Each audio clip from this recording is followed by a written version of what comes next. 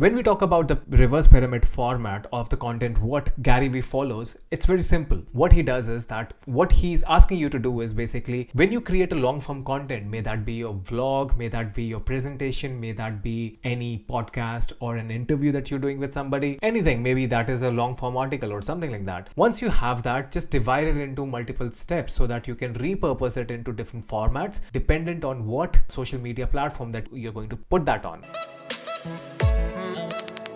So let's say if you have a vlog or you have a podcast, you can use that podcast, which is a long form content, and repurpose into different small snippets. May that be videos, may that be audios, may that be quotes. So there could be different formats of the repurposing of the same content dependent on what media are you going to put it on, which platform are you going to put it on, and distribute it. So let's say one long form content, which is a podcast interview, that has been divided into or repurposed into different small clips or article or a quote. So that could be reposted or distributed into different platforms. Now, one thing you have to be very clear about, like whatever you are repurposing does not mean a video which is repurposed for YouTube should not be used the same way with the same dimensions and the format for Instagram. Because if you see, Instagram is a mobile based application and it promotes most of the content which is vertically seen. So you might have to change the dimensions of that particular format, of that particular content. So you have to make sure that whatever you are posting or whatever content that you're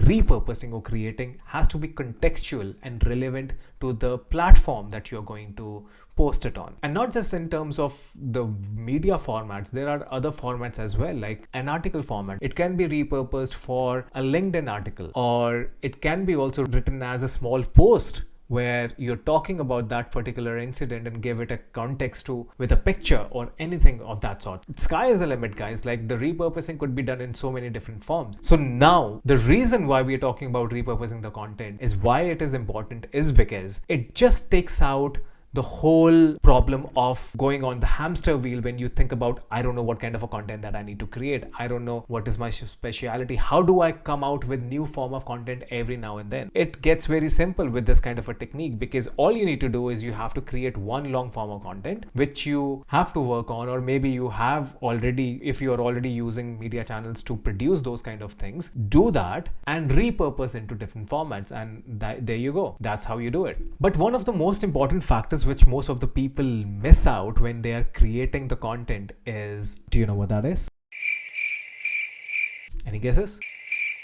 Well, that is social listening. And Gary Vee really emphasizes when we talk about social listening, and as you might have, or if you already follow him, you might see the kind of content that he produces or repurposes is from basically this stage, which is called as social listening. And that is by listening to his audience, listening to his community, what people are talking about of the content that he shared and what really impacted them, and then repurposing that particular clip, that particular time frame where people got really great value from his content, and then repurposing that into different formats. And that is where he's able to engage with larger audience, and that is where he has got more shares, more likes, more engagement, and that's how the growth happens. Because one thing is really important to understand: your content has to touch lives, your content has to make an impact. Only then people will share and comment and they want to follow you, and that's how they become your raving fans. And that is only when you listen to them,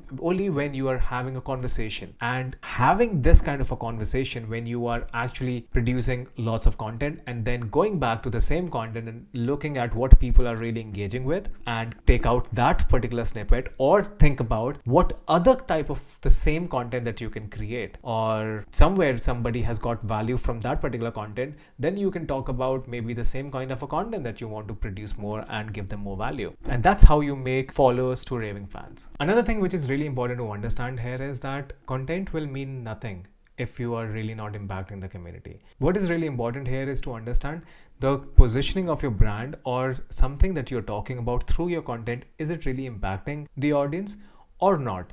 And to be honest, there is no easy way to know that, because you will not know until you have really produced a lot of content. So which is why you have to be consistent. You have to be committed to show up every single time whenever you say that you wanted to show up. And that is how you get an awareness. That is how you get on the top of your customer's mind, or that's how you get on top of your followers' minds, because you have to show up and then you have to keep on delivering on the promise that you made at the first place. And slowly and gradually you start getting engagement on the content that you're sharing. And somewhere you feel over the period of time when you have created a lot of content and it's not taking you anywhere and people are not engaging with your content, maybe you have to go back and listen to what you are talking about. Are you even talking to the right audience is first thing, or maybe there is something else that you want to add up in the conversation that you are doing through your content and help them out in that way. Or the best thing is ask your followers. You can have polls, you can have multiple ways to engage with them and ask them, what is one thing that you would like to know from me the most? If you're a real estate investor, you could be simply talking about, is it about real estate multifamily properties? You want to know about single family properties, or is it about mortgages?